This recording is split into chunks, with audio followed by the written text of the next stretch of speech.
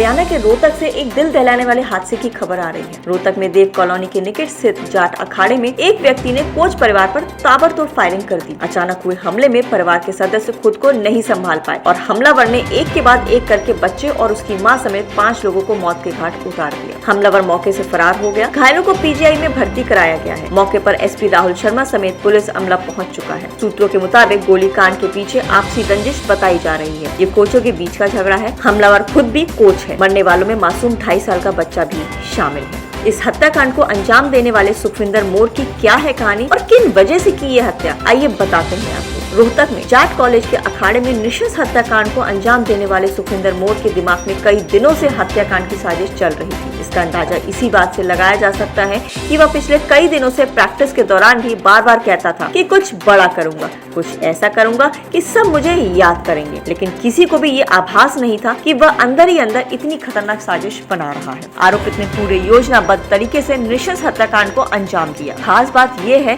कि आरोपित ने कोच मनोज मलिक के सामने भी ये जाहिर नहीं होने दिया कि उसके मन में इतनी रंजिश चल रही है। आरोपी का मकसद था कि मनोज और उसके परिवार को मौत के घाट उतारने के बाद वह आराम से निकल जाएगा, इसलिए उसने कमरे का ताला बंद कर वहां से भागने की कोशिश की। लेकिन तभी कोच सतीश दलाल, कोच प्रदीप, कोच अमरजीत और महिला पहलवान पूजा ऊपर की तरफ दौड़े, जिस पर आरोपित ने अंधाधुंध गोलियां बरसा दी। ये बात किसी के भी गले नहीं उतर रही कि सुखविंदर मोर ऐसा कर सकता है। गोली लगने से घायल अमरजीत मेयर सिंह अखाड़े का कोच है। मेयर सिंह अखाड़े के पहलवानों ने बताया कि देर शाम उनके कोच अमरजीत के पास सुखविंदर मोर का फोन आया, जिसने ये कहा कि वह नौकरी लगवा देगा, एक बार अखाड़े में आ जाओ। फोन आने के बाद अमरजीत वहां पर चला गया। तभी आरोपित ने उसे भी गोली मार दी। हालांकि देर रात तक ये स्पष्ट नहीं हो सका है कि अमरजीत के साथ उसकी क्या रंजिश चल रही है। चर्चा तो ये भी है कि कई दिन पहले अमरजीत के साथ भी किसी खिलाड़ी को लेकर कहासुनी हुई थी। एक के बाद एक गोली चलाता गया ये आरोपित। किसी ने सपने में भी नहीं सोचा होगा कि जिन हाथों से कोच सुखविंदर कुश्ती के दांवपेच सिखाता है, एक दिन उन्हीं हाथों में हथियार थाम लेगा और चंद सेकंड में ही कई परिवार को उजाड़ रख देगा। जिस तरह से हत्याकांड को अंजाम दिया गया है, उससे माना जा रहा है कि आरोपित के पास अत्याधुनिक हथियार हो सकता है। फिलहाल पुलिस इस तथ्य पर भी जांच कर रही है कि आखिर आरोपित के पास कौन सा हथियार।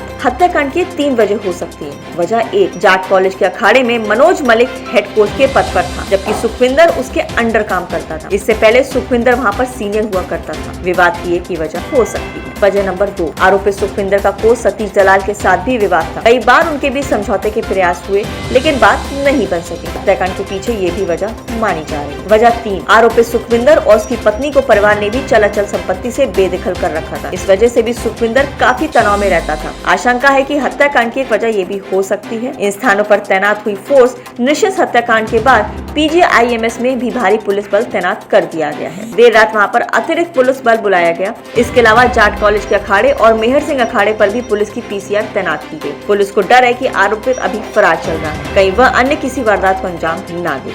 हत्या के बाद पुलिस ने क्या किया? नृशंस हत्याकांड को अंजाम देने वाले आरोपी सुखविंदर को पकड़ने के लिए देर रात ही एसपी राहुल शर्मा ने एसआईटी गठित कर दी थी। आरोपित को पकड़ने के लिए थाना पुलिस के अलावा सीआईए और एंटी व्हीकल थेफ्ट के स्टाफ समेत 60 टीमों को लगाया गया है, जो आरोपित को पकड़ने के लिए ताबड़तोड़ दबिश दे रही है। एसपी का दावा है कि जल्द ही आरोपित को पकड़ लिया जाएगा और ये भी अटकलें लगाई जा रही है कि आरोपित हो सकता है सांपला की तरफ भागा हो। हत्याकांड के बाद जैसे ही पुलिस को पता चला तो खुद एसपी राहुल शर्मा मौके पर पहुंचे। आरोपित का नाम सामने आने के बाद तुरंत उसके मोबाइल की लोकेशन खंगाली, जो सांपला एरिया की तरफ मिली। हालांकि इसके बाद उसकी लोकेशन के बारे में जानकारी नहीं मिल सकी। पुलिस भी आशंका जता रही है कि वारदात को अंजाम देने के बाद आरोपी सांपला की तरफ भागा होगा। वारदात के बाद एफएचएल इंचार्ज डॉक्टर सरोज मलिक दाहिया ने भी जाट कॉलेज के अखाड़े में पहुंचकर सबूत जुटाए। कौन है मासूम सरताज और क्या है उसकी पूरी स्टोरी, आइए बताते हैं। कुश्ती कोच मनोज मलिक और साक्षी दोनों अच्छे खिलाड़ी थे और अपने मासूम बेटे को भी खिलाड़ी बनाना चाहते थे। ट्रैक और कुश्ती मेट पर अटखेलियां करता सरताज माँ बाप का नहीं बल्कि अन्य पहलवानों की आंखों का तारा बन गया था। कल तक वह हर किसी का सरताज था, लेकिन खूनी खेल के बाद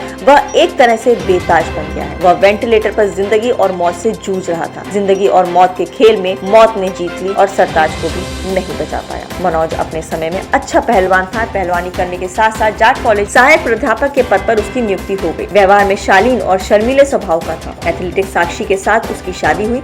साक्षी रेलवे में क्लर्क के पद पर कार्यरत थी। दोनों का वैवाहिक जीवन सुख में था। 3 वर्षीय बेटे ने जन्म लिया तो उसका नाम रखा सरताज। सरताज मतलब सिर का ताज। वो सरताज को भी खिलाड़ी बनाना चाहते थे जो देश के लिए ओलंपिक में पदक जीत सके। यही कारण है कि सरताज को अभी से खेल मैदान में ले जाने लगे। क्योंकि साक्षी एथलेटिक्स खिलाड़ी थी, इसलिए वो ट्रैक पर माँ के साथ नन्हे कदम से दौड़ता था। जब साक्षी ड्यूटी पर होती थी तो पिता मनोज के साथ कुश्ती मेट पर अन्य पहलवानों के साथ अटखेलियां करने लगता। अखाड़े में अभ्यास करने वाले पहलवानों का कहना था कि सरताज उनकी आंखों का तारा बन गया। कि 3 लोग एक्सपायर हो चुके हैं और कुछ लोग अंडर ट्रीटमेंट हैं। तो अभी हमारी टीम्स हमने बनाई है जो इस विषय में जानकारी इकट्ठी कर रही हैं। एज ऑफ नाउ कोई कंक्रीट कह पाना कि किसने चलाई है, क्यों चलाई है, वो हमें क्लैरिटी नहीं। सर मरने वालों का नाम क्या है?